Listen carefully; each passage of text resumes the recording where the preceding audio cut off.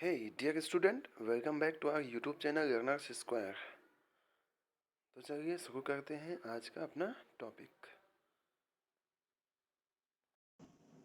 कि ग्राफ क्या होता है और ग्राफ में डायरेक्टेड ग्राफ क्या होता है।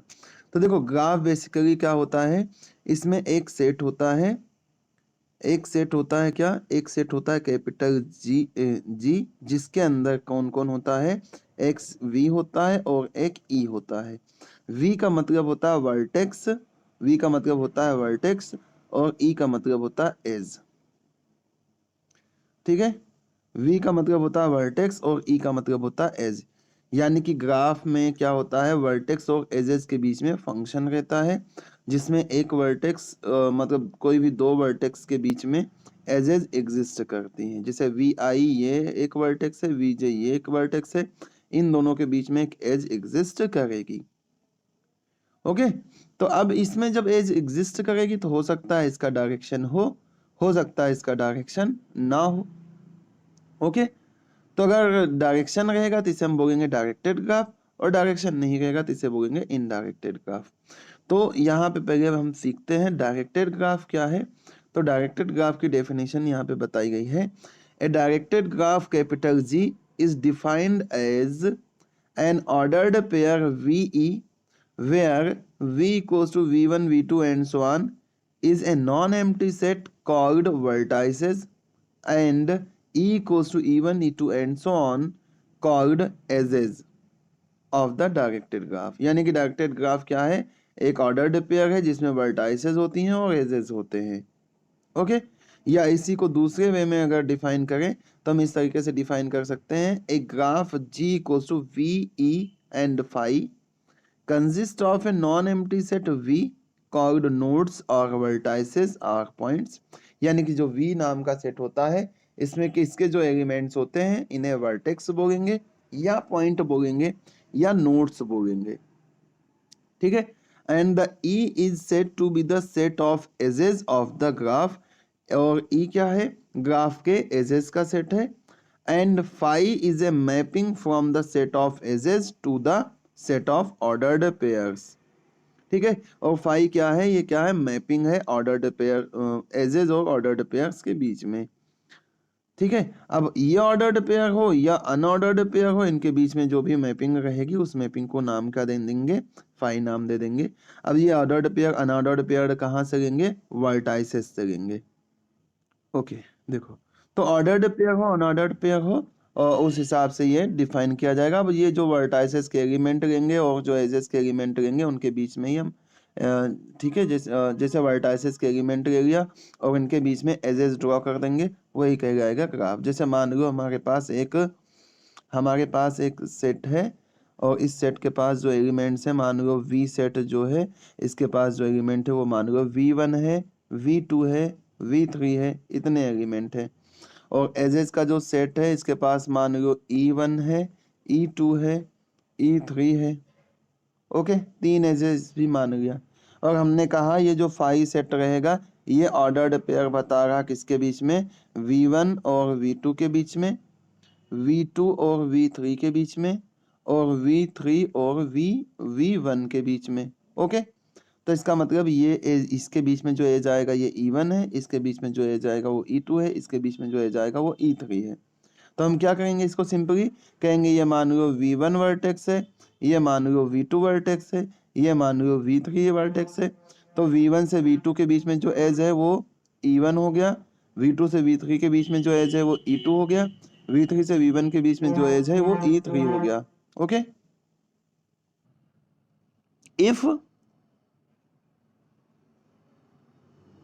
the edge which is associated with an ordered pair of v cross v is called directed edge। यानी कि अगर ऑर्डर्ड पेयर से कनेक्टेड रहेगा तो जुड़ा हुआ रहेगा तो हम बोलेंगे वो डायरेक्टेड ग्राफ है। जैसे यहाँ से v1 से v2 है ना, ऑर्डर्ड पेयर है v1 से v2, यानी कि ये एज कहाँ से कहाँ को जाएगी, v1 से कहाँ जाएगी, v2 की ओर जाएगी। ओके। ऐसे ही V2 से V3 यानी कि ये V2 वर्टेक्स से V3 वर्टेक्स की ओर ये डायरेक्टेड रहेगी। ऐसे ही तीसरा V3 से V1 यानी कि V3 से V1 की ओर डायरेक्टेड रहेगी। तो इसका मतलब ये हो गया कि डायरेक्टेड ग्राफ एक ऐसा ग्राफ होता है,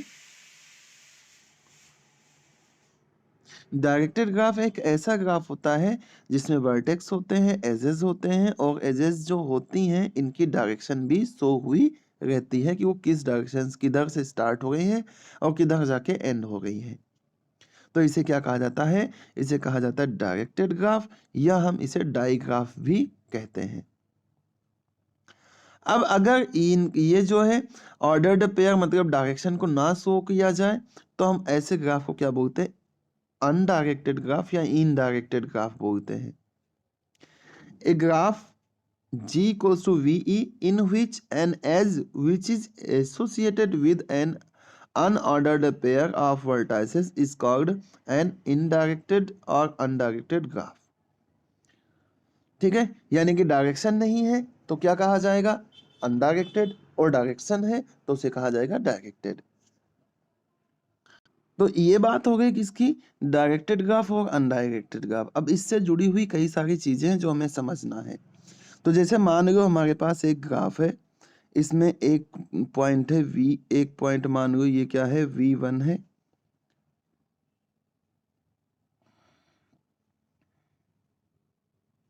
एक नोड मान लेते हैं ये V1 है, एक नोड मान लेते हैं ये V2 है, एक नोड मान लेते हैं ये V3 है, एक नोड मान लेते हैं ये V4 है।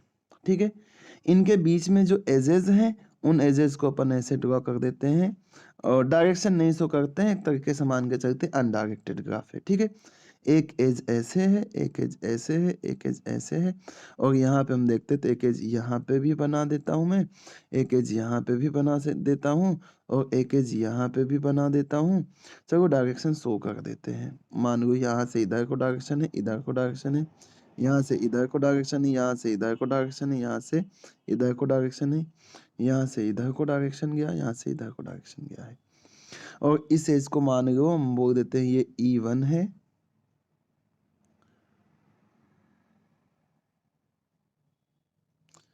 ओके। इसको बोल देते हैं E2 है, ये E3 है, ये E4 है, ये E5 है, ये E6 है, और ये E7 है। इतनी सारी एजेस हैं। ठीक है, 4 वर्टाइसेस हैं और इतनी सारी एजेस हैं। एजेस का मतलब क्या होता है? दो वर्टेक्स के बीच में, दो नोड के बीच में, दो नोड को मिलाने वाली जो साइड, अपन ऐसे क्या बोलते हैं? साइड बोलते हैं। इनको मिलाने वाली जो ये लाइन रहेगी, इसे ही क्या कहा जाएगा? इसे ही एज कहा जाएगा। ओके, अब यहां से हमें कई सारी चीजें समझनी है। जैसे कि पहली चीज ये समझनी है कि पैरेलल एजेस क्या होती है। क्या पैरेलल एजेस क्या होती हैं? तो अगर दो पॉइंट के बीच में यानी दो नोड्स के बीच में एक से ज्यादा एजेस हैं तो उन दोनों एजेस को क्या कहा जाता है? पैरेलल एज कहा जाता है। जैसे कि E2 और E1 पैरेलल एज है, E5 और E4 पैरेलल एज है। अगर दो वर्टाइसेस के बीच में एक से ज्यादा एजेस मिलेंगी तो वो क्या कहलाएंगी? Parallel as कहलाएंगी। और अदर टर्म जो समझनी है वो समझनी है सेल्फ लूप। क्या समझनी है? सेल्फ लूप क्या समझ होता है? तो सेल्फ लूप जिस वर्टेक्स से शुरू हो रहा है उसी वर्टेक्स पे कोई एज जाके मिल जा रही है तो उसे क्या कहा जाता है? सेल्फ लूप कहा जाता है। यानी कि V4 पे ये जो एज E6 है ये क्या कहलाएगी? सेल्फ लूप कहलाएगी। ओके, तो पैरेलल एज क्या कब कहा जाएगा? पैरेलल एज कहा जाएगा अगर दो वर्टाइसेस के बीच में एक से ज्यादा एजेस है तो वो एजेस क्या कहलाएंगी? Parallel as कहलाएंगी। और अगर जो है जिस वर्टेक्स से शुरू हुई उसी वर्टेक्स पे एज एंड हो गई है तो उस एज को क्या कहा जाएगा? सेल्फ लूप कहा जाएगा। अब एक और चीज है, जैसे मान लो ये वर्टेक्स है Vi और ये इधर कोई वर्टेक्स है Vj, इनके बीच में कोई सी एज एग्जिस्ट कर रही है, E के एज मान लो, तो हम कहेंगे ये जो E के एज है ये का क्या हो गई है? ये इंसिडेंट हो गई है। क्या हो गई है? इंसिडेंट हो गई है। कहाँ पर इंसिडेंट हो गई है? Vi पर भी और Vj पर भी। ठीक है। तो अगर कोई दो वर्टेक्स के बीच में एक एज है तो वो एज क्या करेगी, दोनों वर्टाइसेस पे इंसिडेंट रहेगी। लेकिन अगर मान लो डायरेक्शन बना दिया हुआ है इसमें, इधर से इधर की ओर, वी आई से वी जे की ओर डायरेक्शन दिया हुआ है, तो ये इंसिडेंट किधर होगी, वी जे की ओर इंसिडेंट होगी। एक और चीज ध्यान रखना है, ये जो एज की लंबाई लेंथ रहेगी, ये एज की वैल्यू को डिफाइन नहीं करेगा। ठीक है, जैसे मान लो ऐसे ऐसा है और इसकी एज इसकी वैल्यू कोई बोल रही है इसकी वैल्यू 5000 है तो 5000 हो जाएगी। ठीक है, इसकी लेंथ पे डिपेंड नहीं करेंगी ये चीजें। ओके, तो क्या क्या समझ गया। पैरेलल एज कब बोलेंगे, अगर दो वर्टाइसेस के बीच में एक से ज्यादा एजेस है तो पैरेलल एज कहलाएगी।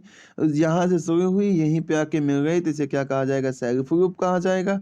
कोई अगर एज है तो उसके जिन दो वर्टाइसेस के बीच में बना हुआ है उन दोनों वर्टाइसेस पे वो क्या करेगा, इंसिडेंट करेगा। तो ये और अगर मान लो हमारे पास कोई सा ग्राफ है, अगर हमारे पास कोई सा ग्राफ है, मान लो ये कोई ग्राफ है, इसके पास number of vertices, number of edges क्या है, फाइनाइट है। जैसे देखो ये फाइनाइट एजेस है। ठीक है, 1 2 3 4 5 6, 1 2 3 4 5 6 6 वर्टाइसेस है, 6 एजेस है। तो अगर ये नंबर ऑफ एलिमेंट्स क्या रहेंगे, फाइनाइट रहेंगे, है ना, number of vertices number of edges ये रहेंगे फाइनाइट, तो ऐसे ग्राफ को क्या कहा जाएगा, फाइनाइट ग्राफ कहा जाएगा। लेकिन अगर ये इनफाइनाइट रहेंगे, जैसे मान लो यहाँ से ये स्टार्ट होता है, ये आगे गया, ये आगे गया, यहाँ दो वर्टेक्स मिले, फिर ये आगे गया, ये आगे गया, इनके बीच में यहाँ पेजेस है, यहाँ से एक वर्टेक्स, यहाँ से एक और वर्टेक्स मिल जाता है, फिर आगे जाते हैं, फिर आगे जाते हैं, यहाँ पे एक वर्टेक्स, यहाँ पे एक वर्टेक्स, यहाँ पे एक वर्टेक्स, ऐसे ये बढ़ता हुआ ही चला जाता है। सो दैट जो वर्टाइसेस वाला सेट है वो भी क्या है, इनफाइनाइट है, जो एजेस वाला सेट है वो भी क्या है, इनफाइनाइट है। तो ऐसे ग्राफ को क्या कहा जाता है, इनफाइनाइट ग्राफ कहा जाता है। यानी कि अगर वर्टाइसेस का सेट और एजेस का सेट क्या रहेगा, फाइनाइट रहेगा, तो ऐसे ग्राफ को क्या कहेंगे, फाइनाइट ग्राफ कहेंगे। और अगर ये सेट इनफाइनाइट रहेगा तो ऐसे ग्राफ को क्या कहेंगे, इनफाइनाइट ग्राफ कहेंगे। नेक्स्ट जो डेफिनेशन है वो है एडजेसेंट वर्टेक्स। एडजेसेंट वर्टेक्स उन्हें कहा जाएगा अगर एक वर्टेक्स ये है, एक वर्टेक्स ये है, इनके बीच में अगर एज एग्जिस्ट करता है तो ये दोनों वर्टाइसेस क्या कहे जाएंगे, एडजेसेंट कहे जाएंगे। अगर एज एग्जिस्ट नहीं करती है तो ये एडजेसेंट नहीं कहे जाएंगे। ओके, ऐसे ही एडजेसेंट एजेस किसे कहेंगे, तो जैसे मान लो एक एज ये है, एक वर्टेक्स ये है, तो ये दोनों एज जो कहेंगे ये क्या कहे जाएंगे, एडजेसेंट वर्टेक्स कहे जाएंगे, या सॉरी एडजेसेंट एज कहे जाएंगे। यानी कि एडजेसेंट एज उन्हें कहा जाता है जिनका एक वर्टेक्स क्या होता है, कॉमन होता है, और ये पैरेलल नहीं होते हैं। पैरेलल में क्या होता है, दो वर्टेक्स है, एक एज यहाँ से एक एज यहाँ से, ऐसा रहेगा। और एडजेसेंट में क्या रहेगा, ये वर्टेक्स ये वर्टाइसेस है, एक और वर्टाइसेस है, एक वर्टेक्स इनका कॉमन रहेगा, ये पैरेलल नहीं होंगे। ओके, नेक्स्ट टर्म पे पहुंच चलते हैं और यहाँ पे समझते हैं, इस पे बेस्ड आपसे क्वेश्चन पूछा जा सकता है एग्जाम में कि डिग्री क्या होता है, किसी वर्टेक्स की डिग्री क्या होती है। तो किसी वर्टेक्स की डिग्री का मतलब ये हो गया कि उस वर्टेक्स पे कितनी एजेस आ रही हैं, यानी कितनी एजेस हैं। ठीक है, किसी वर्टेक्स की डिग्री का मतलब क्या हुआ, उस पे कितनी वर्टाइसेस इंसिडेंस हो गई हैं, उसे ही क्या कहा जाता है, उसकी डिग्री कहा जाता है। अगर सेल्फ लूप होता है तो उसे 2 काउंट करते हैं। सेल्फ लूप को कितना काउंट करेंगे, 2 काउंट करेंगे। बाकी जितनी एजेस आ रही हैं उस पे, उसे क्या कहा जाएगा, उसकी डिग्री कहा जाएगा। जैसे कि ये वाला डायग्राम है, इस डायग्राम में अगर हम बात करें कि इसकी वर्टेक्स V1 की डिग्री कितनी, एक एज कितनी हो गई, 2 डिग्री हो गई इसकी। V2 की डिग्री कितनी हो जाएगी, 1 2 3, तो इसकी डिग्री कितनी हो गई, 3 हो गई। V3 की वैल्यू कितनी हो जाएगी, एक एज 2 डिग्री हो जाएगी। ऐसे V4 की भी 2 हो जाएगी, V5 की भी डिग्री कितनी हो जाएगी, 2 हो जाएगी। ओके, तो ये जो डिग्री रहती है इसको किसी वर्टेक्स की डिग्री को हाँ V5 किसी वर्टेक्स की जो डिग्री होती है उसे डिनोट करते हैं DVI, इस तरीके से डिनोट करते हैं। और जितने उस पे एजेस हैं उसे अपन लिख देते हैं, और अगर सेल्फ ग्रुप रहता है तो उसे कितना काउंट करते हैं, 2 काउंट करते हैं। ओके, जैसे मान लो ऐसे अपने पास है एक वर्टेक्स ऐसा मान लो, ऐसा कोई ग्राफ है यूं, और यहाँ पे यूं है, और मान लो यहाँ पे क्या है, सेल्फ ग्रुप है, तो ये जो वर्टेक्स रहेगा इसकी डिग्री कितनी हो जाएगी, 4 हो जाएगी। एक ये और सेल्फ ग्रुप के 2 काउंट करेंगे। ओके, तो ये हो गई डिग्री वाली बात। फिर पढ़ते हैं आइसोलेटेड वर्टेक्स किसे बोलते हैं। तो आइसोलेटेड वर्टेक्स उसे बोलते हैं जिनके बीच में कोई एज एग्जिस्ट नहीं करता है, यानी कि ऐसा वर्टेक्स जिसकी डिग्री 0 होती है, उस वर्टेक्स को क्या कहा जाता है, आइसोलेटेड कहा जाता है। जैसे ये ग्राफ है, इसी ग्राफ में अपन एक और वर्टेक्स इधर कहीं बना दें, इसे कहते हैं ये V6 है, लेकिन इसको इधर किसी भी वर्टेक्स से एज के द्वारा ना जोड़े, तो इसकी डिग्री कितनी रहेगी, 0 रहेगी। ठीक है, तो ये आइसोलेटेड वर्टेक्स हो गया। इसके बाद नेक्स्ट जो डेफिनेशन आती है, जैसे यहाँ पे ये बताया गया है V5 एक आइसोलेटेड वर्टेक्स है, क्योंकि इसके बीच में कोई भी एज एग्जिस्ट नहीं कर रहा है। फिर एक नेक्स्ट डेफिनेशन आती, पेंडेंट वर्टेक्स क्या होता है, पेंडेंट गले में पहनने वाला, ऐसा नहीं है। पेंडेंट वर्टेक्स उसे कहते हैं जिसकी डिग्री क्या हो, 1 हो। जैसे यहाँ पे ये जो वर्टेक्स है ना, ये एज गई है, ये वर्टेक्स, इसे नाम दिया V4, तो ये V4 वर्टेक्स की डिग्री कितनी है, 1 है, तो इसे क्या कहा जाएगा, एक पेंडेंट वर्टेक्स कहा जाएगा। देन इसके आगे चलते हैं, नेक्स्ट जो डेफिनेशन है वो है नल ग्राफ। नल ग्राफ किसे बोलेंगे, अगर एजेस का सेट क्या हो जाए, वर्टाइसेस तो हो अपने पास, लेकिन जो एजेस का सेट हो वो कितना हो, 5 हो, तो ऐसे ग्राफ को क्या कहा जाता है, नल ग्राफ बोला जाता है।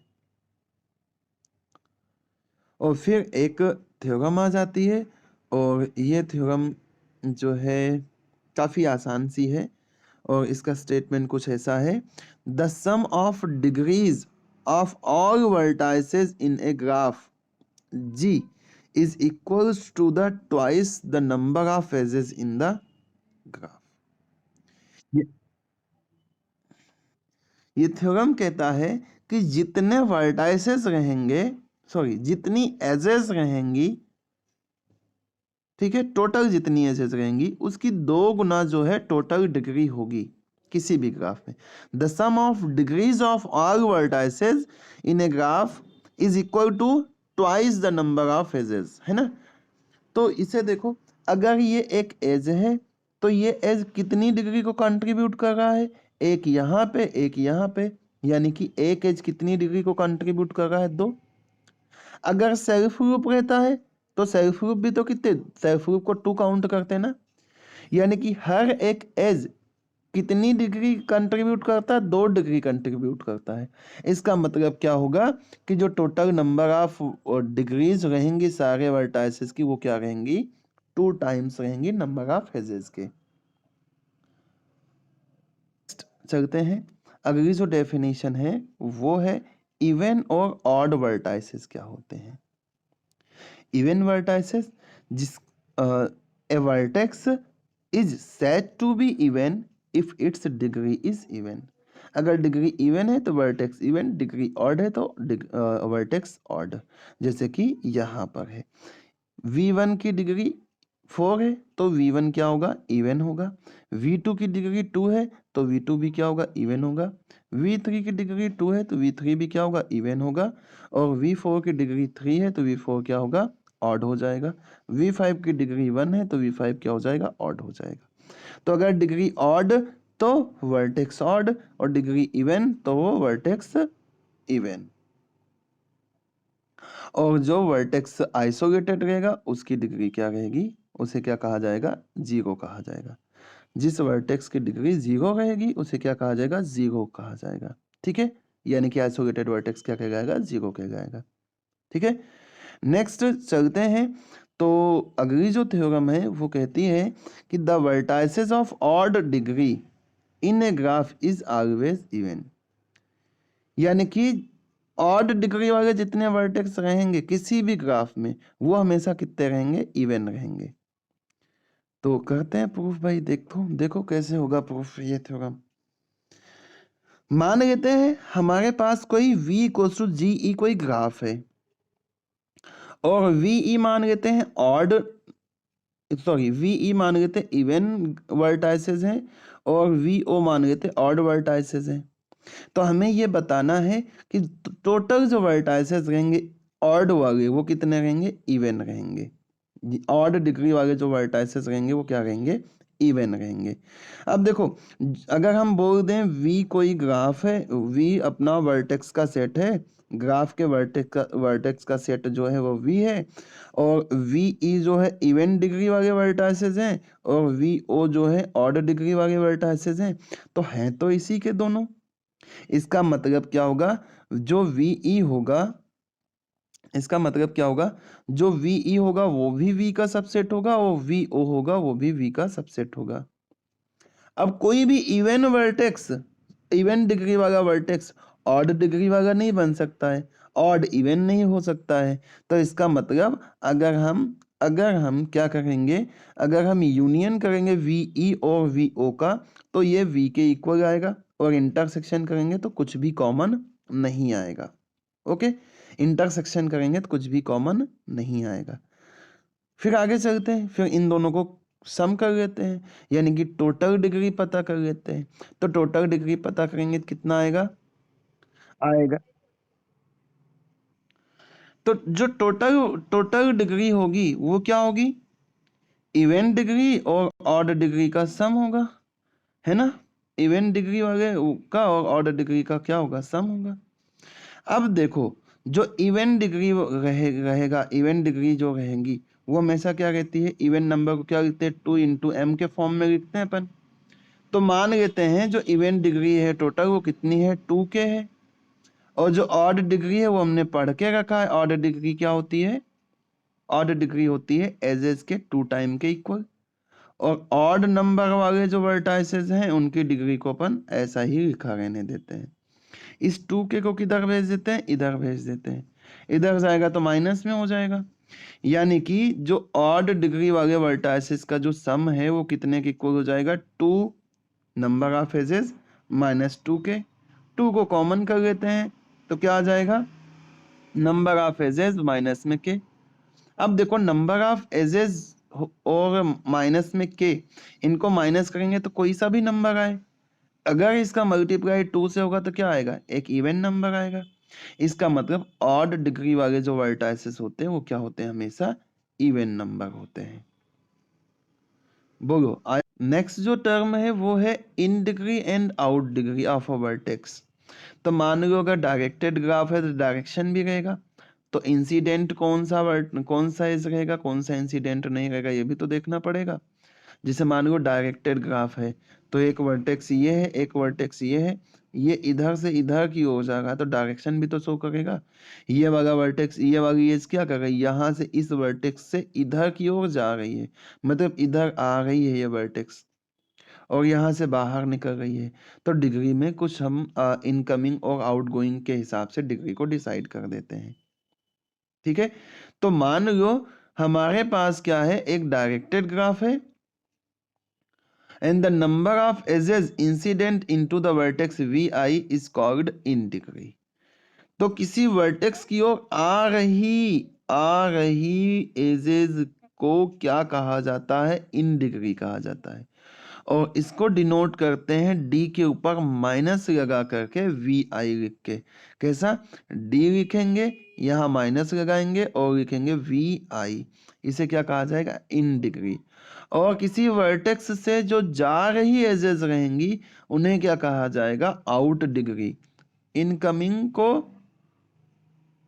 को क्या करेंगे, इनकमिंग बोलेंगे, उसे किससे डिनोट करेंगे, माइनस से, यानी कि आएगी तो क्या होगा, लॉस होगा, और जाएगी तो क्या होगा, प्रॉफिट होगा, इसलिए इधर प्लस से, है ना, मजाक में मत लेना, समझने के लिए केवल। ठीक है, जब वर्टेक्स आ रही होगी एज किसी वर्टेक्स की ओर आ रही है तो इसे डिनोट करेंगे डी वी आई से, और किसी वर्टेक्स से वो एज जा रही है तो हम डी प्लस वी आई से डिनोट। ये हो गया कि अगर ये वर्टेक्स से एक एज इधर से इधर की ओर आ रही है तो ये वाले वर्टेक्स की जो डिग्री रहेगी, इधर की ओर आ रही है तो इसकी इन डिग्री रहेगी, और यहाँ से ये जा रही है तो इसकी ये आउट डिग्री रहेगी। ठीक है, और इधर कोई नहीं आ रहा है इस वाले वर्टेक्स पे, तो इसकी इन डिग्री क्या रहेगी, 0 रहेगी। और इधर वाले वर्टेक्स से कोई जा नहीं रहा है तो इसकी आउट डिग्री क्या रहेगी, 0 रहेगी। ठीक है, तो इन डिग्री मतलब आ रही है, और आ रही है तो क्या करेंगे, d माइनस वी आई से डिनोट करेंगे, और जा रही है तो d प्लस वी आई से डिनोट करेंगे। अब जैसे ये ग्राफ है, इस ग्राफ में सबकी इन डिग्री और आउट डिग्री अगर अपन पता करें तो यह ग्राफ तो आपको दिख रहा होगा क्लियर, बस इसकी डायरेक्शन नहीं शो हो रही होगी, ऐसी डायरेक्शन है। ठीक है, ये है V1 वर्टेक्स, और यहाँ पे डायरेक्शन ऐसा है कुछ, और यहाँ पे डायरेक्शन ऐसा है, और ये सेल्फ लूप है। तो देखो V1 की अगर हम इन डिग्री देखें तो V1 को की ओर आने वाला केवल और केवल एक ही एज है, वो ये वाला है। ठीक है, तो V1 की जो इन डिग्री हो जाएगी वो क्या हो जाएगी, 1 हो जाएगी। V1 की आउट डिग्री देखो तो यहां से जाने वाली एजेस 1 2 3 है, यानी कि इसकी डिग्री आउट डिग्री कितनी हो जाएगी, 1 3 हो जाएगी। V2 की ओर अगर हम देखें तो सारी एजेस ये भी आ गई, ये भी आ गई, ये भी आ गई, ये भी आ गई, तो इसकी जो डिग्री हो जाएगी इन डिग्री वो कितनी हो जाएगी, 4 हो जाएगी। लेकिन यहां से जाने वाली एक भी नहीं है तो इसकी आउट डिग्री कितनी हो जाएगी, 0 हो जाएगी। फिर V3 पे आते हैं, V3 की ओर आने वाली जो एज है वो कितनी है, एक ही है, तो इसकी इन डिग्री कितनी रहेगी, 1 रहेगी। और यहां से जाने वाले कितने हैं, 2 हैं, तो इसकी आउट डिग्री कितनी रहेगी, 2 रहेगी। ओके, V4 पे आ जाएं तो इस पे आने वाली कितनी है, एक, और सेल्फ ग्रुप को आने में भी जोड़ेंगे और जाने में भी जोड़ेंगे, यानी कि V4 की जो इन डिग्री रहेगी वो कितनी रहेगी, 2 रहेगी। यहां से जाने वाली एजेस एक ये है, एक ये है, और ये सेल्फ ग्रुप वाली तो कितनी हो जाएगी, 3 हो जाएगी। ओके, तो इस तरीके से हम इन डिग्री और आउट डिग्री को जो है फाइंड आउट कर लेंगे। ओके, लास्ट लेक्चर में हमने इन डिग्री और आउट डिग्री तक पढ़ा था, किसी डिग्री में किसी ग्राफ में इन डिग्री क्या होता है और आउट डिग्री क्या होता है। तो आज हम इसके आगे चलते हैं और पढ़ेंगे आइसोमॉर्फिज्म क्या होता है, दो ग्राफ का। दो ग्राफ है तो दोनों का आइसोमॉर्फिज्म क्या होगा। तो मान लो हमारे पास एक ग्राफ है G1 equals to V1 E1 and दूसरा ग्राफ है G2 equals to V2 E2। ये कोई दो ग्राफ है, इन्हें आइसोमॉर्फिज्म कहा जाएगा। इन्हें आइसोमॉर्फिज्म कहा जाएगा अगर हमारे पास कोई मैपिंग F हो जो कि V1 से V2 में डिफाइन हो, और ये मैपिंग क्या हो, 1 1 हो। ठीक है, V1 से V2 में एक 1 1 मैपिंग डिफाइन हो, और सिमिलरली ऐसा ही एक मैपिंग एग्जिस्ट करे G जो कि E1 से E2 में डिफाइन हो, और ये मैपिंग भी क्या हो, 1 1 हो। तब हम इन दोनों ग्राफ G1 और G2 को क्या बोलेंगे, एक दूसरे के आइसोमॉर्फिक हैं। ओके, यानी कि करेस्पॉन्डिंग एज, करेस्पॉन्डिंग वर्टाइसेस, ये सब क्या हो, आइसो 1 1 मैपिंग से जुड़े हुए हों, तब दोनों ग्राफ को क्या कहा जाएगा, आइसोमॉर्फिक कहा जाएगा। और इसी चीज को ऐसा लिख सकते हैं हम कि कोई मैपिंग हमारे पास हो जो कि ई जे एज VI VK से जुड़ा हुआ हो, सॉरी EI एज अगर VI VK से जुड़ा हुआ हो, तो जब इस पे G मैपिंग डिफाइन किया जाए तो क्या हो, ये किससे जुड़ा हो, F(VI) और F(VK) से जुड़ा हुआ हो। या सिमिलरली सिंपल भाषा में समझो तो क्या डेफिनेशन होगी, करेस्पॉन्डिंग जो वर्टाइसेस हैं उनके बीच में 1 1 की मैपिंग होनी चाहिए, और एजेस के बीच में भी 1 1 मैपिंग होनी चाहिए। और जितनी चीज़ें अभी तक पढ़ी लगभग चीज़ें इसमें मैच करनी चाहिए। जैसे कि हम बात करें किसकी, अगर हम बात करें डिग्री की, तो जिस वर्टाइसेस को जिस दूसरे ग्राफ के वर्टाइसेस से मैप कर रहे हैं हम, उनकी डिग्री भी मिलनी चाहिए। सेम जो इन डिग्री हो जो आउट डिग्री हो, वो भी दोनों वर्टाइसेस की क्या होनी चाहिए, सेम होनी चाहिए। और ऐसा ही सेम एजेस के लिए भी होना चाहिए कि जो एजेस पहले ग्राफ में हो वो एजेस दूसरे ग्राफ में सेम वर्टाइसेस, सेम डिग्री वाले वर्टाइसेस से जुड़ रहा हो, तो हम बोलेंगे कि दोनों ग्राफ क्या है, आइसोमॉर्फिक है। जैसे यहाँ पर इस डायग्राम को अगर हम देखें तो अगर हम V1 की मैपिंग, V1 को किससे जोड़ दें, V3 से जोड़ दें। ठीक है, U3 लिखा है, और ऐसे ही जो V2 है इसको हम जोड़ दें U1 से, V2 किससे जोड़ दें U1 से, और V3 को जोड़ दें, क्या गलत लिखा हुआ है, V3 को जोड़ दें हम U3 से और V4 को जोड़ दें U4 से, तो ये मैपिंग 1-1 होगी। कैसे 1-1 होगी? यहाँ पे अगर हम देखें और भी मैपिंग से इसको दिखा सकते हैं ना, और भी मैपिंग यहाँ पे पॉसिबल हो सकती है। जैसे U1 को मान लो, V1 को हमने U1 से जोड़ दिया यहाँ पे, तो देखो लेकिन ये पॉसिबल नहीं हो पाएगा, क्योंकि जो यहाँ पर U1 है, देखो ध्यान से समझना, V1 पे क्या हो गई है, 2 आउट डिग्री है। V1 पे क्या है, 2 आउट डिग्री, यहाँ से ये वाली एज भी इधर से जा रही है और यहाँ से ये वाली एज भी इधर से जा रही है। ओके, तो यहाँ से ऐसा वर्टेक्स ढूंढना है जो क्या हो, जिसकी डिग्री आउट डिग्री हो, इन डिग्री कुछ भी ना हो, आउट डिग्री 2 हो। तो यहाँ से देखो जो U3 है, यहाँ से एक एज इधर जा रही है, एक एज इधर जा रही है, तो इसका मतलब U3 का जो आउट डिग्री है वो कितना है, 2 है। ठीक है, U3 का आउट डिग्री क्या है, 2 है, इसलिए V1 को किससे मैप कर दिया अपन ने, U3 से मैप कर दिया। फिर इसके आगे चलते हैं, इसके आगे चलते हैं तो क्या आएगा, V2 की बात करते हैं। V2 पे देखो एक एज क्या हो रही है, इधर आ रही है, और एक एज इधर से जा रही है। एक एज क्या आ रही है, आ रही है, और एक एज क्या हो रही है, जा रही है। तो V2 को किससे मैप कर दो, देखो एक एज यहाँ से जा रही है और एक एज यहाँ पे आ रही है, यानी कि V2 को मैप कर दे किससे, अपन U1 से मैप कर दे, तो ये भी मैपिंग हो जाएगी। ऐसे ही बात करते दूसरे की, V3 की, तो V3 पे देखो एक एज आ रही है और एक एज जा रही है। V3 पे एक एज आ रही है और एक एज जा रही है, तो यहाँ पे V4 पे देखो एक एज इधर से ये आ रही है और ये एक एज इधर से जा रही है। और ये देखो V3 एज किससे जुड़ा हुआ है, V1 से जुड़ा हुआ, सॉरी V3 जो वर्टेक्स है वो किससे जुड़ा हुआ है, V1 से जुड़ा हुआ है, और V1 किससे मैप कर रहे हैं अपन, U3 से मैप कर रहे हैं। तो अगर V3 की मैपिंग हम यहाँ से कर देते हैं U4 से, तो देखो ये वाला पहले वाला वर्टेक्स भी इसको मिल जा रहा है V1 वाला, और दूसरी साइड इस पे एक एक एज इधर आ रही है और एक एज यहाँ से जा रही है, तो ये भी काम हो जाएगा।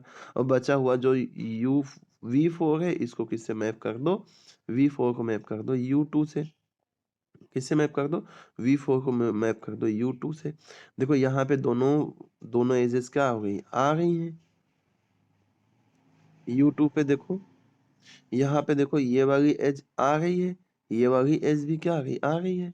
तो यहाँ पे भी देखो ये वाली एज आ रही है और ये वाली एज भी क्या हो गई, आ रही है, यानी कि V4 की मैपिंग किससे कर सकते हैं, U2 से कर सकते हैं। तो इसका मतलब ये दोनों ग्राफ जो हैं ये क्या है, एक दूसरे के आइसोमॉर्फिक हैं। ओके, नेक्स्ट डेफिनेशन समझते हैं, और ये है सब ग्राफ। तो सब ग्राफ, सब ग्रुप, सब सेट, इसका मतलब यही होता है कि हमारे पास जो भी कुछ अवेलेबल है उसमें से कुछ चीज़ों को कम कर दो, तो जो बचेगा वो क्या कहलाएगा, सब हो जाएगा उसका। यानी कि सब ग्राफ है तो कोई मान लो ग्राफ है, मान लो G=VE कोई ग्राफ है। ओके, देन कोई दूसरा ग्राफ G'=V', ये जो है G का सब ग्राफ कहलाएगा अगर E सबसेट हो, E' सबसेट हो E का और V' सबसेट हो V का, such that each edges of G' has same end vertices in G' as in G। ठीक है, यानी कि G' के पास जो भी एजेस हों वो सेम वर्टाइसेस पे एंड हो गए हों। सब ग्राफ के एग्जाम्पल की बात करें तो ये जो ग्राफ है एक तरीके से सब ग्राफ का ही एग्जाम्पल है। ये अपना ग्राफ है, ठीक है, अपने पास V1, V2, V3, V4, V5, V6 edges हैं, है ना। ये यहाँ पे V1 मिल गया आपको, ये V2 मिल गया, ये V3 मिल गया, V4 मिल गया, V5 मिल गया, V6 मिल गया, इनके बीच में एजेस मिल गई। अब हमने क्या करा, कुछ एजेस को यहाँ से हटा दिया, ठीक है, बस इतना ही रखा इसको, तो ये क्या होगा, सब ग्राफ बन जाएगा। इसका सब ग्राफ मिल जाएगा, इसका सब ग्राफ बन जाएगा। और ऐसे ही इसी पे बेस्ड नेक्स्ट डेफिनेशन है स्पानिंग सब ग्राफ। और स्पानिंग सब ग्राफ क्या कहलाता है, कहता है मान लो हमारे पास कोई सब ग्राफ है G', जो कि इक्वल्स टू है वी ई डैश और वी डैश के, और ये किसी graph G equals to V का सब ग्राफ है, और तब इसे स्पानिंग सब ग्राफ कहा जाएगा, तब इसे स्पानिंग सब ग्राफ कहा जाएगा if are vertices of G are present in G dash, यानी कि जी में जितने वर्टाइसेस है उतने ही वर्टाइसेस जी डैश में भी हो, तो उन्हें क्या कहा जाएगा, स्पानिंग सब ग्राफ कहा जाएगा। यानी कि हमारे पास जी इक्वल्स टू वी और ई कोई ग्राफ है, तो G dash equals to V dash E dash इसका एक सब ग्राफ कहलाएगा, स्पानिंग सब ग्राफ कहलाएगा। अगर v equals to V dash हो जाए और e डैश क्या हो, ये सबसेट हो किसका, e का, ठीक है। v इक्वल्स टू क्या हो जाए, v डैश हो जाए, यानी कि वर्टाइसेस सेम सेम हो और एजेस कम ज्यादा हो, एजेस सबसेट बने, तो फिर क्या होगा, स्पानिंग सबग्राफ कहा जाएगा। ओके, और जैसे यहाँ पर देखिए, ये V1 है, ये V2 है, ये V3 है, ये V1 है, ये V2 है, ये V3 है, ये V5 है, ये V4 है। तो इसमें हमने क्या करा, कुछ एजेस को गायब कर दिया, कुछ एजेस को क्या कर दिया, गायब कर दिया, और एक ये नया ग्राफ बनाया, ये 1 2 3 और ये सारे वर्टाइसेस के लिए एजेस को हमने क्या कर दिया, कम कर दिया। तो ये क्या कहलाएगा, एक स्पानिंग सब ग्राफ कहलाएगा इस ग्राफ का। और स्पानिंग सब ग्राफ बनाने के लिए, अब कभी मान लो हमें स्पानिंग ग्राफ बताना है, तो कंप्लीट ग्राफ काफी हेल्पफुल रहेगा। अब कंप्लीट ग्राफ क्या होता है, कंप्लीट ग्राफ उस ग्राफ को कहा जाता है जिसमें हर एक वर्टाइसेस क्या होती हैं, एक दूसरे से एजेस के बीच, एजेस की हेल्प से जुड़ी हुई रहती है। यानी कि कोई सी भी दो वर्टेक्स ले लो आप, आपको एक उन दोनों वर्टेक्स के बीच में एक एज मिलेगा, तो ऐसे ग्राफ को क्या कहा जाता है, कंप्लीट ग्राफ कहा जाता है। अब स्पानिंग ग्राफ जो है आपसे एग्जाम में पूछा जा सकता है कि कोई सा ग्राफ दे दिया जाएगा आपको और बोला जाएगा स्पानिंग ग्राफ, इसके जितने भी पॉसिबल स्पानिंग ग्राफ है वो पता करके बताओ। तो मान लो अगर हम कंप्लीट ग्राफ की डेफिनेशन पढ़ें, तो कंप्लीट ग्राफ की हेल्प से ही स्पानिंग ग्राफ को पूछा जाता है, ठीक है। तो अभी हम समझेंगे कि कैसे हम कंप्लीट ग्राफ से स्पानिंग सब ग्राफ बना सकते हैं। तो कंप्लीट ग्राफ का क्या पढ़ा अपन ने डेफिनेशन, पढ़ा कोई सी भी दो एजेस ले, कोई सा भी दो वर्टेक्स ले, उनके बीच में एक एज हमें मिल ही जाएगा, उनके बीच में एक एज मिल जाएगा, जैसे देखो ये एक एज मिलेगा। और कंप्लीट ग्राफ जो होता है अगर n वर्टेक्स का है, तो उसे के एन से डिनोट किया जाता है। n वर्टेक्स का कंप्लीट ग्राफ किससे डिनोट किया जाता है, के एन से डिनोट किया जाता है। और अगर नंबर ऑफ एजेस पता करना है कंप्लीट ग्राफ में, तो उनका फॉर्मूला पता करने का ये फॉर्मूला होता है n(n-1)/2। और बाय द चांस ऑब्जेक्टिव में क्वेश्चन पूछ लिया जाए तो कंप्लीट ग्राफ के हर एक वर्टेक्स की जो डिग्री होती है वो कितनी होती है, n-1 होती है। अब जैसे बात करें कंप्लीट ग्राफ विथ 1 वर्टेक्स, तो ये हो जाएगा। कंप्लीट ग्राफ विथ 2 वर्टेक्स, ये हो जाएगा।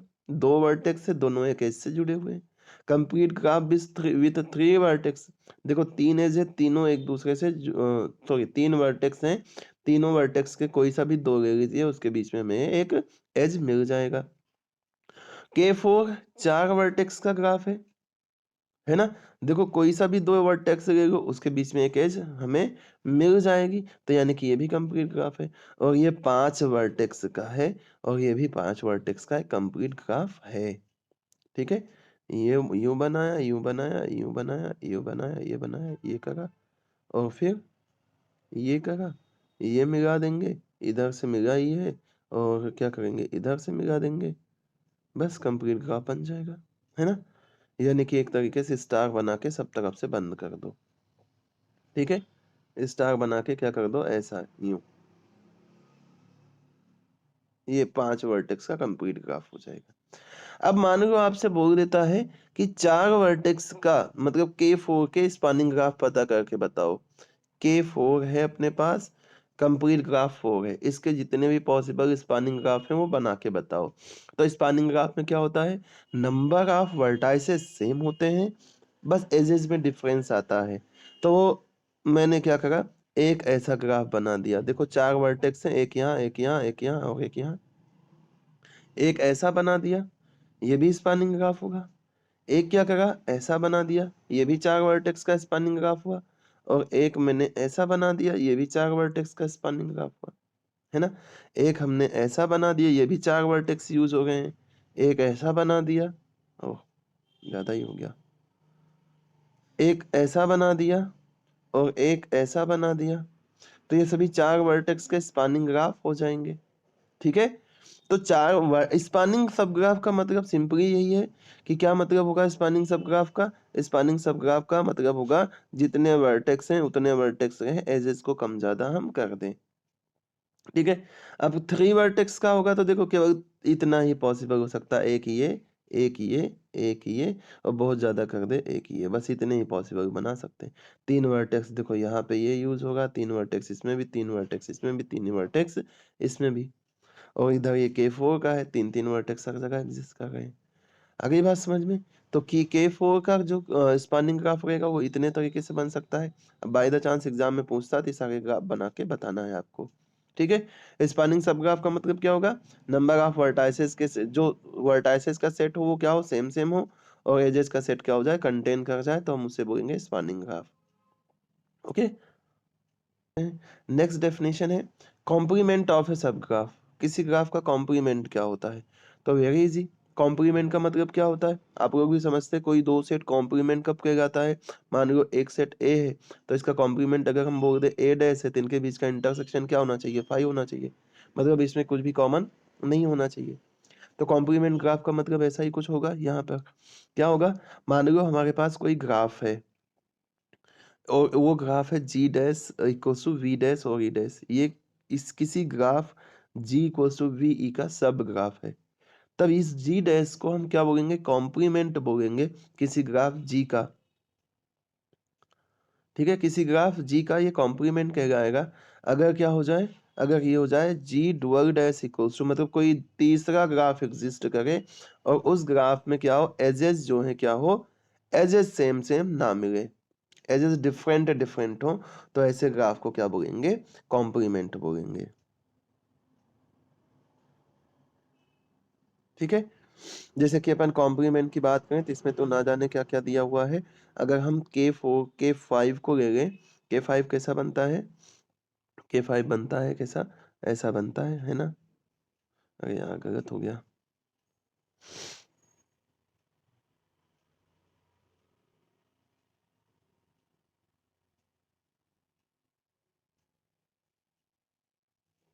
ये होता है K5, ठीक है?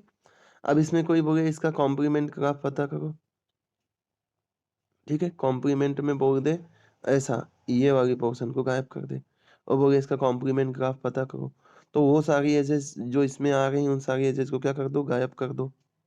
इन सारी एजेस को गायब कर दो तो बचा हुआ कौन सा ग्राफ बचेगा? ये बचेगा। तो ये ग्राफ जो है इसका क्या है? कॉम्प्लीमेंट है। क्या है? ये ग्राफ इसका क्या है? कॉम्प्लीमेंट ग्राफ है, ओके? तो इसी तरीके से कॉम्प्लीमेंट ग्राफ पता किया जाता है जो एज कंप्लीट ग्राफ की हेल्प से समझेंगे ज़्यादा अच्छे से समझ में आएगा। जैसे मान लो ये है, इसका कॉम्प्लीमेंट ग्राफ समझना है तो कंप्लीट ग्राफ क्या होता है? बीच में एजेस होती हैं तो बीच वाली एजेस को बना दो, ये इसका कॉम्प्लीमेंट ग्राफ हो जाएगा, ओके?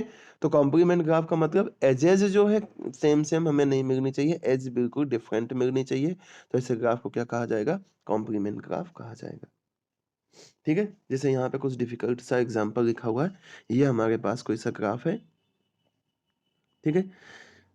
और ये इसका क्या है? सब ग्राफ है। तो जो एजेस इस पे मिल रही हैं उस एजेस को इसमें से डिलीट कर दिया, तो बचा हुआ जो मिलेगा उसे क्या कहा जाएगा? कॉम्प्लीमेंट कहा जाएगा, ओके? तो ऐसे सिंपली इधर सिंपल से ग्राफ में समझे ज़्यादा इजी रहेगा कि ये इसका कंप्लीट ग्राफ है। कंप्लीट ग्राफ तो नहीं है लेकिन कंप्लीट ग्राफ के जैसा ही है, ठीक है? क्योंकि बीच में अपन ने ये पूरा स्टार को गायब कर दिया है। तो इसका अगर हम कॉम्प्लीमेंट की बात करते हैं तो वर्टाइसेस तो पूरे वही आ जाएंगे, बस इसकी एजेस सबको क्या कर देंगे? गायब कर देंगे। तो जो बचेगा इसे क्या कहा जाएगा? क्या कहा जाएगा? कॉम्प्लीमेंट ग्राफ कहा जाएगा, ओके? चलिए देखिए, नेक्स्ट डेफिनेशन पे आ जाते हैं। रेगुलर ग्राफ पढ़ते हैं। रेगुलर ग्राफ क्या होता है? तो a graph in which all vertices are equal degree is called regular graph. यानी कि ऐसा ग्राफ हो जिसमें जितने भी वर्टेक्स आ रहे हैं सभी के जो डिग्री हो वो क्या हो? इक्वल हो, तो उसे क्या कहा जाता है? रेगुलर ग्राफ कहा जाता है।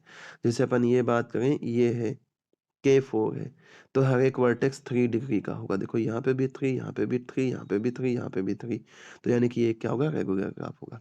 K3 ले लो, ये K3 है यानी कि कंप्लीट ग्राफ ऑफ 3 वर्टेक्स। तो इसमें देखो सभी वर्टेक्स की डिग्री कितनी 2 2 है।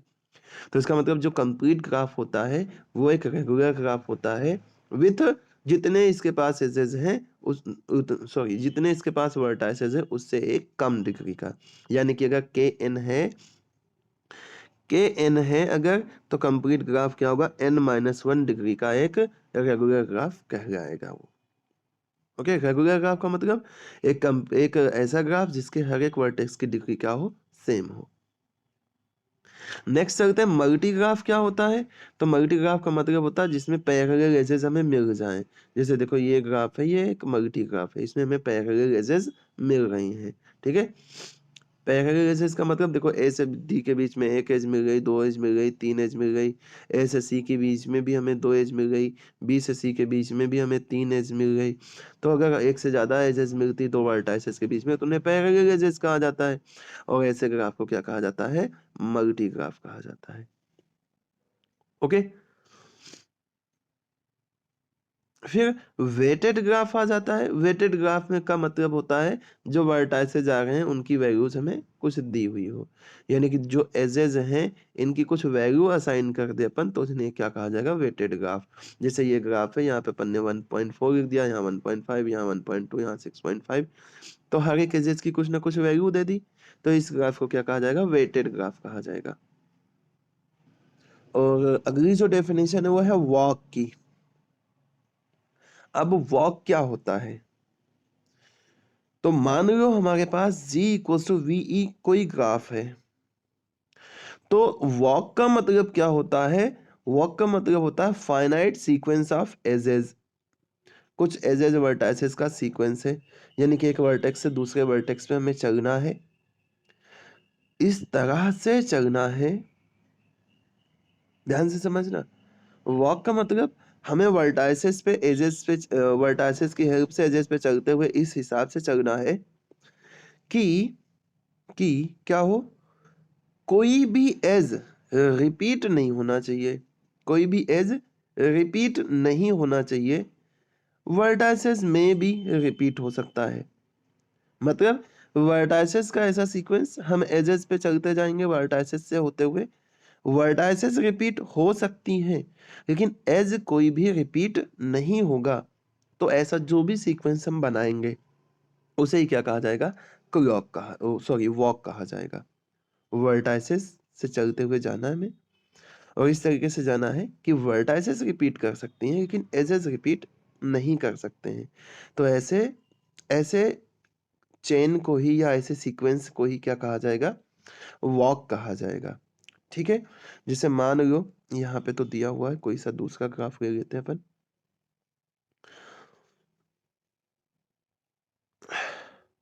मान लेते हैं ऐसा कुछ हमारे पास ग्राफ है, इसी में समझते हैं वॉक क्या है। इसे बोल देते हैं ये V1 है, ये V2 है, ये V3 है, ये V4 है और ये V5 है।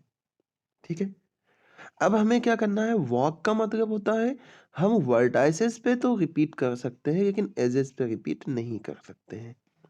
तो मान लो हमने अपना ट्रेवर्स करना स्टार्ट करा, V1 से चालू करा, चलो एजेस का नाम भी दे देते हैं पहले, इसमें एज का नाम लिख लेते हैं, इस एज को नाम दे देते हैं E1 है, इस एज को नाम दे देते हैं E2 है, इस एज का नाम देते हैं E3 है, इस एज का नाम दे देते हैं E4 है, ये E5 है, ये E6 है और ये E7 है। इतनी सारी एजेस हैं।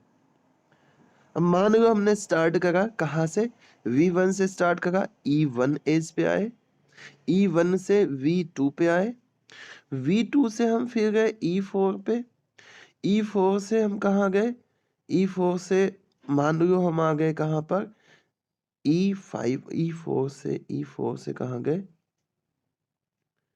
E4 से हम आ गए कहाँ पर, E4 से पहुँचे V4 तक, V4 से हम आ गए कहाँ पर, E5 तक, E5 से V3 गए, E5 से V3 गए और V3 से हम E2 पे गए, E2 से V2 पे गए और V2 से कहाँ गए हम? V2 से मान लो हम E1 से के थ्रू पहुँच गए कहाँ पे? V5 पे पहुँच गए। एक हमने पाथ एक रास्ता ऐसा चुन लिया। एक रास्ता हमने सुना V1 से गए E2 पर, V1 से गए E2 पर, E2 से गए कहाँ पर? E2 से गए V2 पर, सॉरी V1 से जाएंगे E1 पर, V1 से गए E1 पर, E1 से गए V2 पर, V2 से गए E4 पर, E4 से गए हम कहाँ पर? V4 पर, V4 से गए हम E5 तक, E5 से गए हम कहाँ पर? V5 तक, V5 से E7 गए, E7 से मान लो V1 पे आ गए। तो देखो दो अपने मन से मैंने कोई दो ऐसे एजेस वर्टाइसेस का एक सीक्वेंस हमने बना लिया। तो जो हमने पढ़ा वॉक की डेफिनेशन में हमने पढ़ा वर्टाइसेस रिपीट कर सकते हैं लेकिन एजेस रिपीट नहीं कर सकती हैं। तो देखो क्या करा हमने V1 से स्टार्ट करा, देखो समझना पहले वाले में। V1 से स्टार्ट करा और कहाँ पे आए? E1 पे आए, ये हो गया।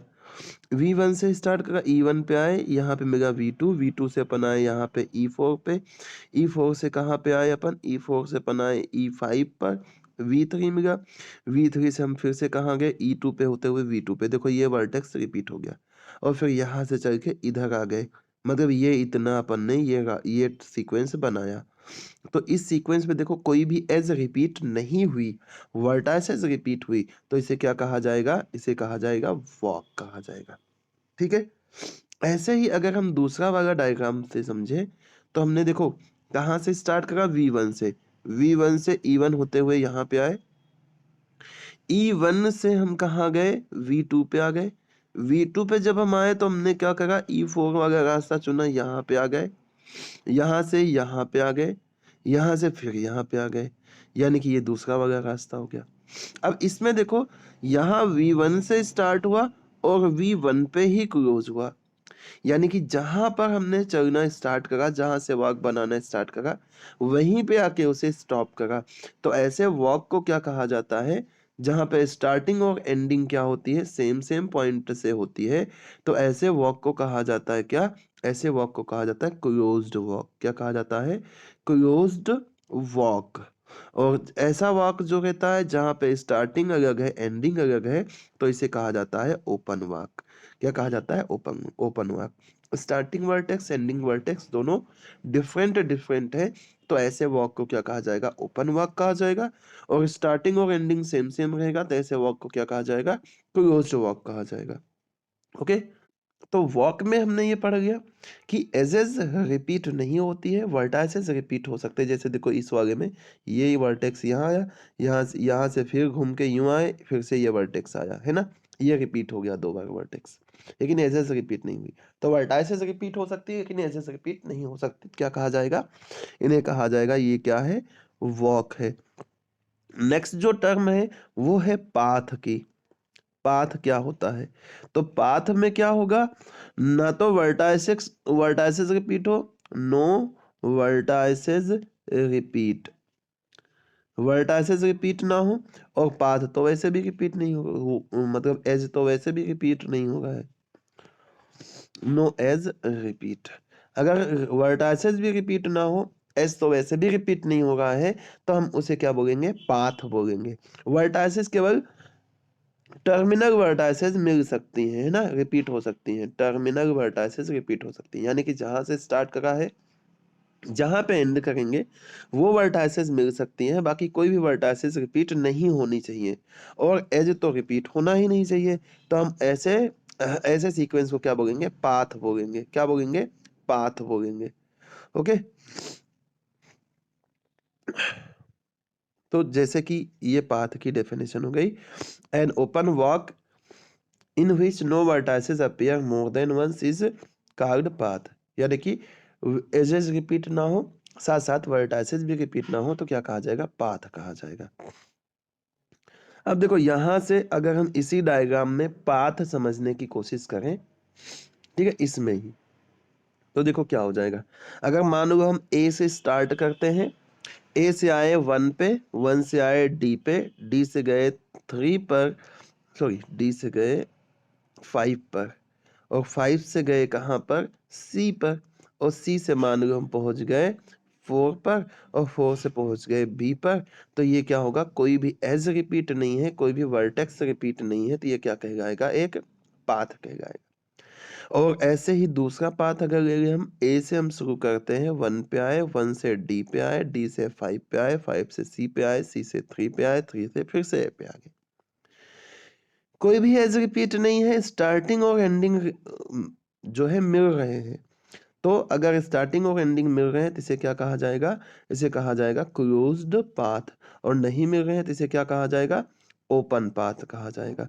बस इतना सा डिफरेंस है ना। एजेज में, वर्टाइसेस में, सॉरी वॉक में और पाथ में इतना ही डिफरेंस है कि क्या होगा, इधर ना तो वॉक में वर्टाइसेस रिपीट कर सकती हैं, एजेस नहीं रिपीट करेंगी, और पाथ में वर्टाइसेस भी रिपीट नहीं करेंगी और एजेस भी रिपीट नहीं करेंगी। तो क्या कहा जाएगा, पाथ कहा जाएगा। वेरी सिंपल, ठीक है। तो ये हो जाएगा वॉक और पाथ। फिर आ जाता है नेक्स्ट डेफिनेशन जो कि है कनेक्टेड ग्राफ। क्या है, कनेक्टेड ग्राफ। अब कनेक्टेड ग्राफ क्या होता है, तो कोई ग्राफ कनेक्टेड कहलाता है अगर उसके वर्टाइसेस के बीच में हमें क्या होता है, एक पाथ मिल पाता है ना। पाथ अभी हमने सीखा क्या होता है, पाथ। तो कोई अनडायरेक्टेड ग्राफ मान लो, वो कनेक्टेड कहलाता है अगर क्या मिल जाए, हमें दो वर्टाइसेस के बीच में एक पाथ मिल जाए। अगर पाथ मिल जाता है तो उसे हम कनेक्टेड बोलते हैं, और पाथ नहीं मिलता है तो कनेक्टेड नहीं बोलते हैं, डिसकनेक्टेड बोलते हैं। सेम ऐसे ही डायरेक्टेड ग्राफ के लिए ही रहेगा। अगर उसमें डायरेक्शन को भूल जाए, डायरेक्शन को भूलने के बाद अगर कनेक्टेड रहता है तो उसे बोलते हैं वो कनेक्टेड है। और अगर नहीं कनेक्टेड रहता यानी पाथ हमें नहीं मिल पाता है कोई से भी दो वर्टेक्स के बीच में, तो उसे हम कनेक्टेड नहीं बोलते हैं, ठीक है। अब नेक्स्ट जो डेफिनेशन है वो है स्ट्रांगली कनेक्टेड क्या होता है और वीकली कनेक्टेड क्या होता है।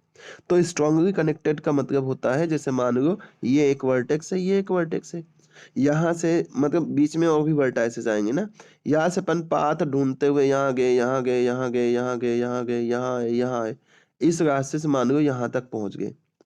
और अगर फिर से हमें अगर इस वर्टाइसिस से इस वर्टाइसिस के आने के लिए पाथ मिल जाता है, मतलब जैसे इस वर्टाइसिस से इस वर्टाइसिस तक जाने के लिए पाथ मिल गया, वैसे ही इधर से इधर आने के लिए अगर हमें पाथ मिल जाता है तो उस ग्राफ को क्या कहा जाता है, स्ट्रांगली कनेक्टेड कहा जाता है।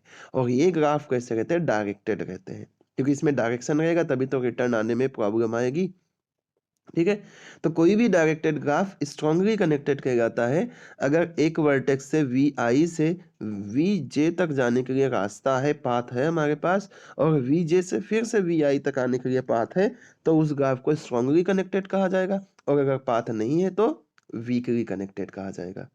ओके, ये मतलब होता है स्ट्रांगली कनेक्टेड और वीकली कनेक्टेड का। जैसे ये ग्राफ है, ये ग्राफ क्या कनेक्टेड कनेक्टेड है, यहाँ से अपन यहाँ, यहाँ से यहाँ, यहाँ से यहाँ, यहाँ से यहाँ, यहाँ से यहाँ, यहाँ से यहाँ, हर जगह जाने के लिए एक पाथ हमें मिल सकता है, इसलिए ये क्या होगा, स्ट्रांगली कनेक्टेड होगा, सॉरी कनेक्टेड होगा। और ये जो ग्राफ है ये स्ट्रांगली कनेक्टेड होगा। कैसे स्ट्रांगली कनेक्टेड होगा, देखो अगर हम कहें यहाँ से यहाँ जाने के लिए रास्ता, तो यहाँ से देखो यहाँ है, देखो डायरेक्शन इधर को गया हुआ है, फिर यहाँ से यहाँ तक आने के लिए ये देखो यहाँ से यहाँ पे हम पहुँच गए। अब यहाँ से फिर से यहाँ आना है तो देखो ये सीधा रास्ता ये एज बनी हुई है, तो देखो इधर से इधर जाने का भी रास्ता है, यहाँ से यहाँ आने के लिए भी रास्ता है। ऐसे कोई सा भी दो वर्टेक्स ले गए, उनके बीच में आने और जाने दोनों का रास्ता हमें मिल जाएगा, तो हम क्या कहेंगे, इसे कनेक्टेड स्ट्रांगली कनेक्टेड ग्राफ कहेंगे। और ये स्ट्रांगली कनेक्टेड नहीं होगा, जैसे मान लो यहाँ से यहाँ आने के लिए तो रास्ता है, यहाँ से यहाँ है, यहाँ से यहाँ है, यहाँ से यहाँ है, यहाँ से यहाँ है, यहाँ से यहाँ आ गए, लेकिन यहाँ से यहाँ जाने के लिए रास्ता नहीं है, क्योंकि यहाँ से यहाँ आ गए, यहाँ उल्टा चलना पड़ेगा, है ना, डायरेक्शन इधर को है और इधर इधर उल्टा चलना पड़ेगा, इसका मतलब रास्ता नहीं है। तो इसका मतलब ये वीकली कनेक्टेड ग्राफ होगा और ये क्या होगा, स्ट्रांगली कनेक्टेड ग्राफ होगा, ठीक है। ये स्ट्रांगली कनेक्टेड और वीकली कनेक्टेड ग्राफ हो जाएगा। और फिर डिसकनेक्टेड ग्राफ का मतलब होता है पाथ एग्जिस्ट ही ना करे, ठीक है। एक ग्राफ हमने ऐसा बना लिया और यहाँ से एक ग्राफ अपन ऐसा बना लेते हैं, तो ये दोनों क्या रहेंगे, इस जो है डिसकनेक्टेड ग्राफ कहेंगे, क्योंकि इनके बीच में कोई भी एज एग्जिस्ट नहीं कर रही है। ठीक है, नेक्स्ट एक थ्योरम डिस्कस कर लेते हैं हम, और इस थ्योरम का स्टेटमेंट है the maximum number of edges in a simple graph with n vertices is n upon में 2। यानी कि अगर कोई सिंपल ग्राफ है तो इसमें मैक्सिमम कितनी एजेस हो सकती हैं, n अपॉन में 2। यही थ्योरम में प्रूफ करके बताना है, एग्जाम के लिए इंपॉर्टेंट है, प्रूफ समझ लीजिए। तो मान लो हमारे पास कोई ग्राफ है g equals to V E, और इसके पास n vertices v1 v2 v3 and so on vn है। ठीक है, तो अगर हम बात करें कि कैसे कैसे एजेस पता करेंगे, तो मान लो हमारे पास अगर वर्टाइसेस हैं तो मान लो v1 वर्टाइसेस को लेके चल देते हैं। ठीक है, v1 वर्टाइसेस कितने वर्टेक्स से मिल सकता है, खुद को छोड़ के कितने बचेंगे, n-1 बचेंगे। यानी कि v1 कितने से जुड़ सकता है, n-1 वर्टाइसेस से जुड़ सकता है ना। और ये n-1 वर्टाइसेस बनाने के लिए कितनी एजेस बनानी पड़ेगी, v1 से v2 को, v1 से v3 को, v1 से v4 को, v1 से v5 को, ऐसे करते करते v1 से vn तक।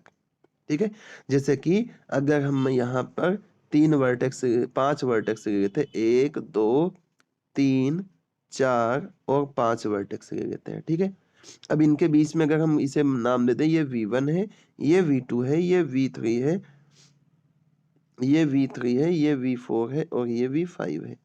तो ये v1 से कितनी एज हो सकती है, n-1, 5 वर्टेक्स से कितनी एज हो सकती है, 4।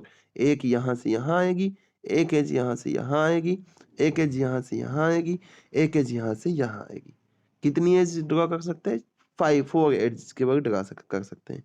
यानी कि v1 अगर हमारे पास n वर्टाइसेस है तो v1 से कितनी एज ड्रॉ हो सकती है, केवल n-1 वर्टेक्स से ड्रॉ कर सकते हैं। अब चलो v1 से जितने ड्रॉ हो सकते थे उतने ड्रॉ कर दिए अपन ने। अब v2 से देखते कितने ड्रॉ कर सकते हैं, v2 से कितने ड्रॉ कर पाएंगे, n-2। कैसे, देखो यहाँ पे, अब मान लो v2 से ड्रॉ करके देखते हैं अपन कितने वर्टेक्स से ड्रॉ कर सकते हैं। तो देखो, एक v1 से v2 से v3 ड्रॉ कर सकते हैं, एक v2 से v4 ड्रॉ कर सकते हैं, एक v2 से v5 ड्रॉ कर सकते हैं। इसके अलावा कोई भी नहीं ड्रॉ कर सकते, कोई भी नहीं ड्रॉ कर सकते ना। इसका मतलब कितना, 3 ड्रॉ कर सकते हैं। देखो 5 वर्टाइसेस थे, पहले वर्टेक्स से हमने ड्रॉ करा तो केवल 4 ड्रॉ कर पाए, यानी कि n-1 एज ड्रॉ कर पाए।